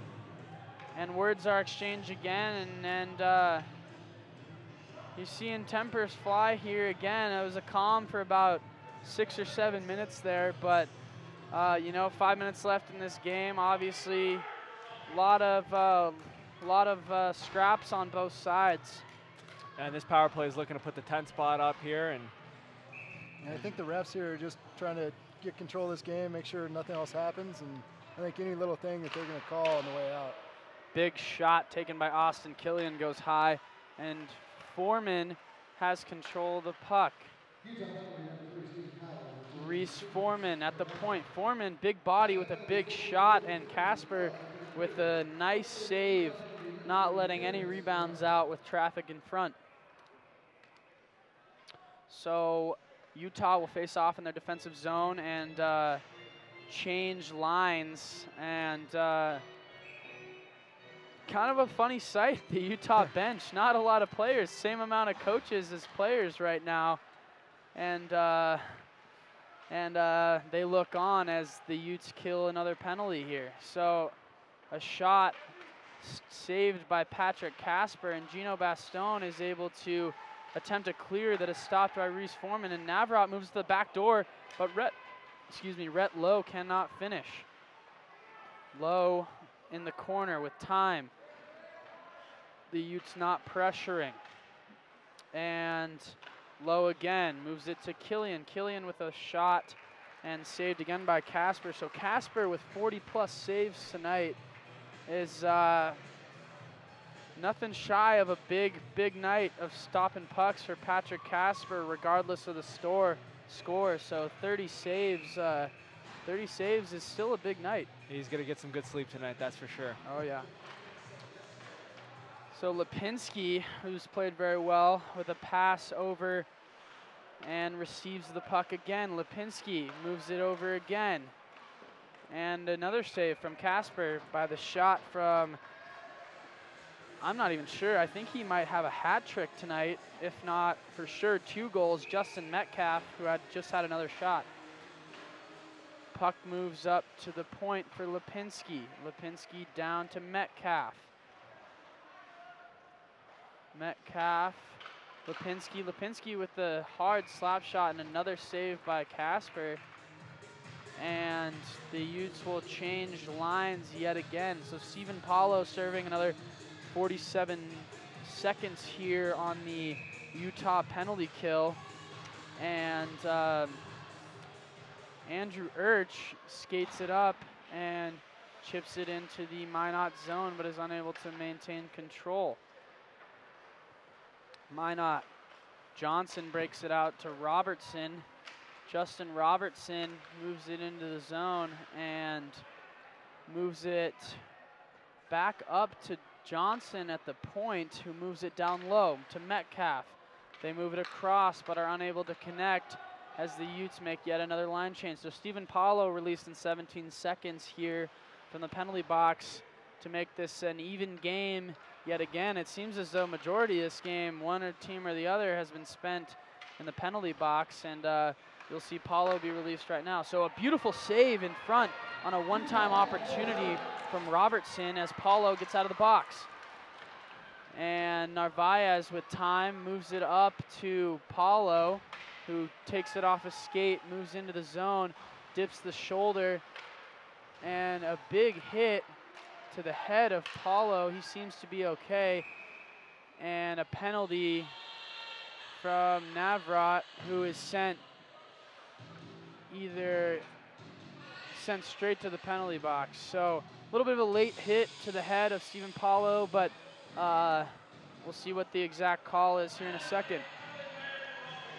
So 2-minute minor for roughing from number 93, Connor Navrat, here with 2 minutes and 55 seconds left to go in the third period. Yes, once again, the refereeing crew trying to continue to control the game, make sure nothing else happens here, and everybody gets out safely. So good job by that crew, especially after you know, the brawl that happened earlier in the period. Josh Narvaez skates into the zone and loses the puck, and Gino Bastone contains control in the neutral zone. Number 16, Colin Kinslow, has some time, skates it up and moves into the zone, but is stopped at the blue line by Justin Robertson and Matthew Flom. Patrick Casper stops the puck behind the net for CJ Odlin. Odlin, with some wheels still late in this game, makes a nice move to the middle. Nice move through his legs. If he would have gotten that, would have had a clean lane, and the puck is tipped toward the net, but goes wide. So number 18, Austin Killian, taking a knee to avoid a check. And number 16, Kinslow, goes in to make the hit, but Killian with the reverse check. Number 27, Nick Fornelius, picks it up behind his net with 1 minute and 50 seconds to go. Fornelius pushes it wide, is able to get into the Minot zone.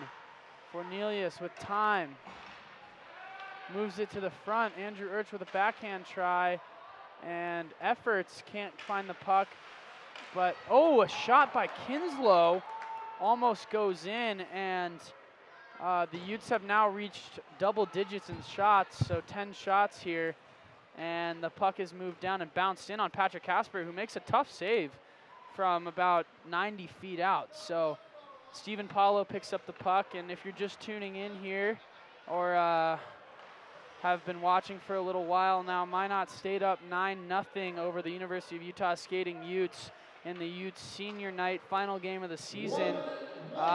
Quite a few ejections and very Minot-dominated game here in Utah. So 52 seconds left. Patrick Casper with a fake passes the puck to Fornelius. A hit on Fornelius by Flom. And Bastone picks it up, makes a pass to Beery, but does not connect. Beery Hard on the forecheck. A stretch pass made to number 74, Swedlow. Swedlow with a shot blocked by Paulo, and 30 seconds remain on the clock.